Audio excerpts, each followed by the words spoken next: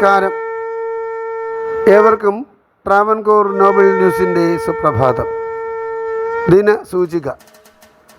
ഇന്ന് കൊല്ലവർഷം 1201, മകരം 26, ക്രിസ്തുവർഷം 2026, ഫെബ്രുവരി 9, തിങ്കളാഴ്ച. സൂര്യോദയം രാവിലെ 6:45. വിശാഖം നക്ഷത്രം, കൃഷ്ണപക്ഷ ഷഷ്ഠി തിഥി. ഇന്നത്തെ രാഹുകാലം രാവിലെ 8:12 മുതൽ 9:39 വരെ. ഉത്തരായന കാലം, ശിശിര ഋതു.